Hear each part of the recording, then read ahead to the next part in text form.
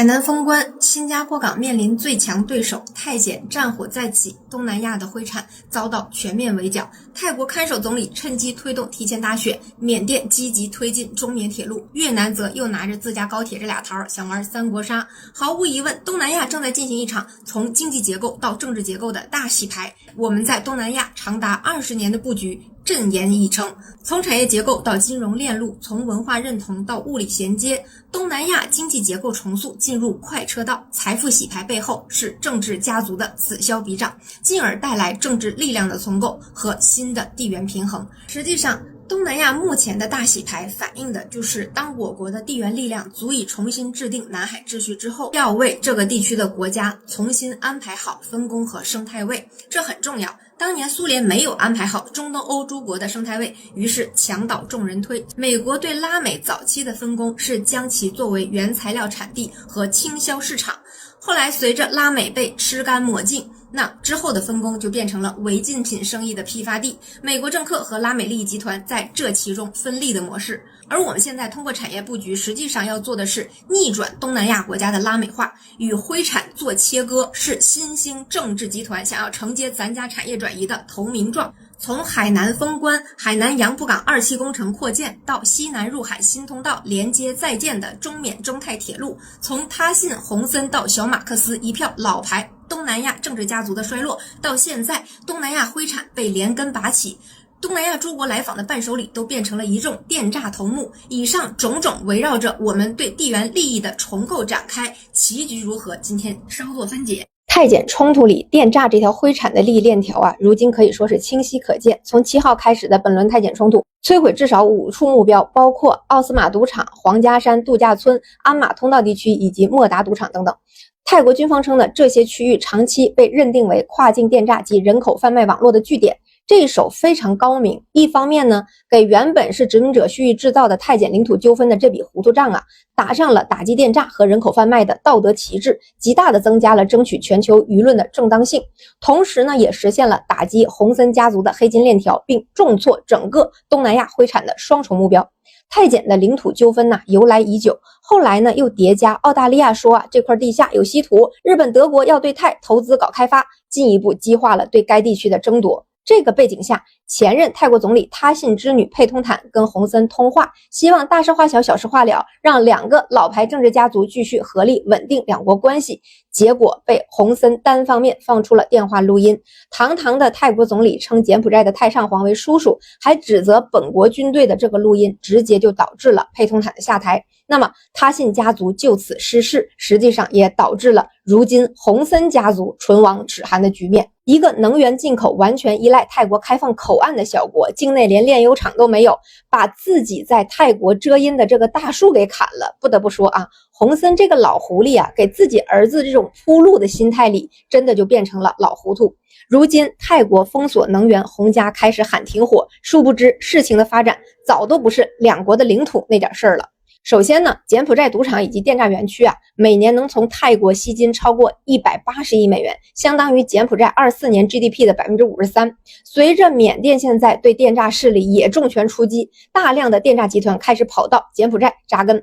因为电诈滋生的这个绑架等等恶性案件的频发泰国如今的旅游业遭受重创。没有了他信和洪森的这个私交泰国要收拾个老鼠屎可以说是理所应当，手到擒来。泰国的国力和军力可不是柬埔寨能够挑战的。其实从97金融海啸之后被血洗的东南亚国家，跟80年被美国踹进中等发达国家陷阱里的拉美国家一样，都是800里狮驼岭，正经的买卖没活路，国内的各种资产都被抄了底，资源被拿去还了债，只剩下一些魑魅魍魉、牛鬼蛇神各显神通。本质上这些国家的电诈集团多少呢都算是个支柱产业，跟政治家族都有着千丝万缕的联系。缅甸的电诈集团如此，柬埔寨的也一样。其实佩通坦在下台之前也在积极推动泰国的赌场合法化。大家不要觉得博彩牌照听着跟金融机构准入似的，卫生又高贵，实际上只要跟赌沾边，就是默许以人性的暗面去谋利，随之而来的就是一整个黑暗利益链条的猥琐发育。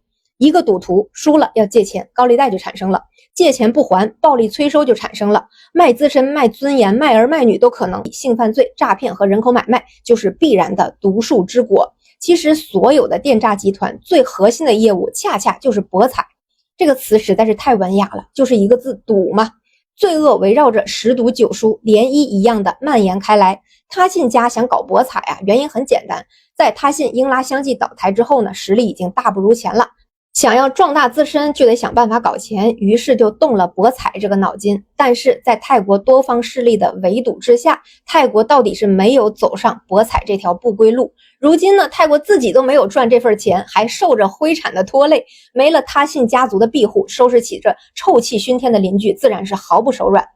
而我想啊，让他信家族动了博彩这个念头的，很可能就是他的老朋友洪森珠玉在前。20世纪末啊，柬埔寨实在是太穷了，洪森下令允许颁发博彩牌照，大力发展网络博彩。随着97金融海啸的冲击，东南亚很多国家包括菲律宾等地也盛行此道。直到16年老杜上台要改善对华关系的时候，重要举措之一就是清理此前在菲律宾泛滥的离岸博彩运营商，大量的这些从业人员和资本呢就跑到了柬埔寨。虽然呢19年洪森迫于压力也宣布禁赌，但是这个生态已成，各种灰黑产带来的超高利润实际上就变成了洪森家族的重要资金池。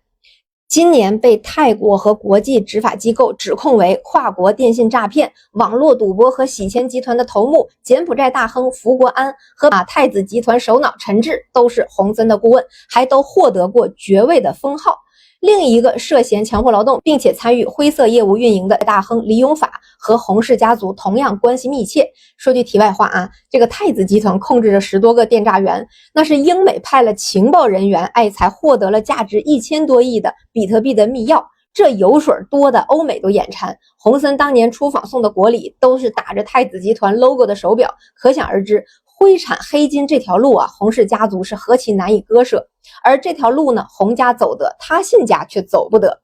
搞政治本质上就是要代表一个利益群体，那么就必须要依靠一条巨大的利益链才行。看最近缺钱的董王都开始修复跟马斯克的友谊之船了，各位就该明白，搞政治需要的资金呢，可不是仨瓜俩枣那么简单，而是能源源不断产生利益的一整套利益生态。而我们的崛起实际上就在东南亚塑造了一个全新的、更健康的、规模更大的产业利益生态，进而也就产生了新的利益链条，也就意味着新的利益集团、政治家族也将随之崛起。所谓好风凭借力，送他上青云，而要借我们的东风，就是彻底放弃灰产。这里呢有2方面的考量。第一，客观上有灰产的存在，我们给当地创造的财富越多，蛔虫一样的电诈团伙掠夺的资本就越多，那么电诈团伙所供养的政治集团就会越稳固，反而会对我们在当地的产业布局造成更大的威胁。所以在给东南亚国家强身健体进行产业投入之前，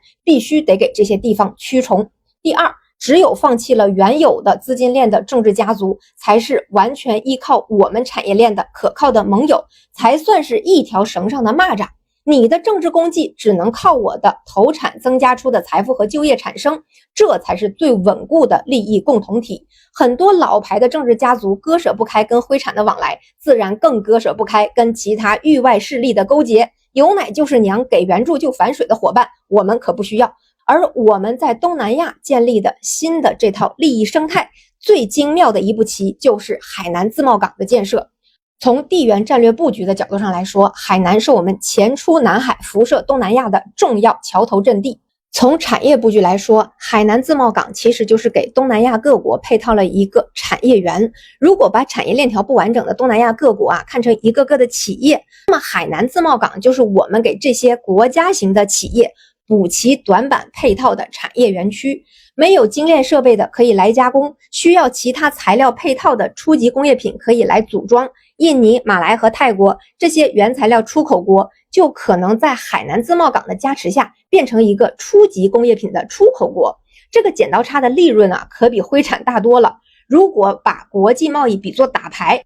泰国、马来西亚和印尼如果只单一出口原材料，3个国家就如同单出一个3、一个4、一个5。而海南自贸港的价值就是把东盟国家这3、4、5给凑成一条龙。而如果配套上我们的关键零部件或者加工环节，还可以给它凑出个6、7、8，这3、4、5、6、7、8一条龙打出去，原本被发达国家出牌轻松管住的原材料出口国，一下子就变成了让他们要不起的工业国大佬。东盟国家未来实际上就可以在海南把自己本国没有的加工环节给配齐了再出口，这里面创造的更高的附加值、节约的时间成本和运输成本都会转化成东南亚国家的巨额利润。这个利润有多大呢？新加坡发家致富啊，其实赚的就是东盟各国这部分的钱。曾经无论是我国内陆的货物还是东南亚各国的货物，都要绕到新加坡去中转。印尼来中国得先拐去新加坡卸货、报关，再装船，折腾下来至少30天，每吨棕榈油仅中间环节就要多花120美元。而我们内陆的货物呢，也要从长江运到出海口，绕到新加坡，再分别装船销往东盟等国家。实际上，印尼的船直接到海南只需要6天，航程缩短了2000公里。为啥非得舍近求远呢？一方面，因为东南亚各国体量小，出口给我们的货得先用小船从各地运到新加坡汇总，聚成大船销往我们这里。而我们的货呢，也是小船走内河运输到舟山或者上海港，凑成大船到新加坡，再分散成小船给东盟各国。如今海南封关，原来绕去新加坡才能做的事儿，到海南就可以做，距离近，速度快，选项会越来越多。24年啊，新加坡3800亿美元的转口贸易额里，中印尼贸易的过路费就占了 15%。可25年前10个月，海南杨浦港到印尼的直航航线暴涨 78%， 新加坡的中印尼转口量直接暴跌 23%， 越来越多的货船果断改道。可是要知道啊，杨浦港从21年就免税试运行了，为什么今年才画风突变呢？其实就是另一个更本质的原因了。曾经我们没有力量辐射南海，如一开篇我说的，只有国家的实力可以在某个区域有制定秩序的能力的时候，该区域的经济结构如何重塑，各国要如何排排坐吃果果，才会由我们说的算。为什么免税了3年的杨浦港没有起色？结果现在6代机、东风61、福建舰入列之后，贸易额就获得了大幅增长。为啥新加坡之前也没见跟小鬼子多亲热，现在就开始朝前看了？都是经济的博弈，也都是实力的较量。只有战斗力可以震慑一切域外势力。海南封关、自贸港建设，给各国提供一块工地作为共同的免税加工工业园区的这个大旗才能成立。不然给这些小国800个胆子，他们也不敢得罪跟美国穿一条裤子的新加坡。现在我们这盘大棋的局面是，内部西南入海新通道打通了四川、贵州、云南和广西，货物从原材料农产品到新3样为代表的高附加值工业品从北部湾出海。这些东西就是能把东南亚国家那3、4、5凑成一条龙的6、7、8，可以到海南，也可以沿着中泰、中缅铁路进入各国。在海南今日封关之后，就会形成未来东南亚陆海联运的一个大网络。虽然现在杨浦港的规模还比较小，但是随着扩建工程2期投产，未来将打造成为海南加工、东盟交付的全新模式。这个模式的核心就是以杨浦国际枢纽港为集散与加工枢纽，国内的企业可以零关税进口核心零部件，结合国内产能在海南组装加工成适配东盟需求的成品，经杨浦港直接送往东盟各个港口，同步带动海南仓储、物流、加工产业的升级。这样一个完全改变现有全球产业分工的蓝图，正随着海南封关变成可实现的未来。原来欧洲日韩的分工很可能未来就被东盟诸国取代了。这么大的奶油蛋糕，重赏之下必有勇夫。咱捋一捋各方面的表现啊。7月，缅方向中国移交14名妙瓦底电诈园区头目，8月移交94个，9月闽大将来访，10月缅北4大家族受审。现在缅甸还在持续的打击电诈，并且将中缅铁路视作重要的国策来发展。中缅铁路呢，波折颇多，但是如果能够成功贯通，我们将获得最为稀缺的印度洋出海口。目前最大的这个障碍就是缅甸的各路军阀，闽大将在以怎样的期许推进着中缅铁路，可想而知。而泰王来访的伴手礼也是电诈头。泰国内阁如今已经批准了中泰高铁2期工程，计划于25年12月开启招标，26年6月动工，30年完工。建成之后可以直接连通老挝，实现中老泰铁路的全线贯通。而泰国心心念念的克拉地峡的开发也许就能提上日程了，因为全球只有我们有能力和意愿把这个想象变成现实。可以说，东南亚各国如果想像当年的韩国和日本搭美国的快车那样搭上中国的发展快车，内部新崛起的政治力量第一件事做的就是要打击灰产，与我们的产业链休戚与共。当年朴正熙创造汉江奇迹是何等的果断狠辣，东南亚各家新政治势力的崛起，想要自己的奇迹，自然要各凭本事。很显然啊，柬埔寨被洪家的选择扯了后腿。如今的日韩跟东盟诸国的力量对比，未来大概率是会对调的。毕竟啊，凑上了6、7、8的东南亚3、4、5一条龙，怎么都比如今日韩这两个老六配一个越南也凑不出一个3代1强。对，牢牢的跟这俩老六绑在一起的就是越南。越南的地缘和立场，既是他获得日韩美投资和援助的优势，也是未来被抛弃的诅咒。所以南海之上实力为盾，自贸为桥，海南封关与陆海通道搭建起全新的利益框架，泰缅清剿灰产绑定基建的选择，可以说是对旧秩序的告别，也是对新机遇的拥抱。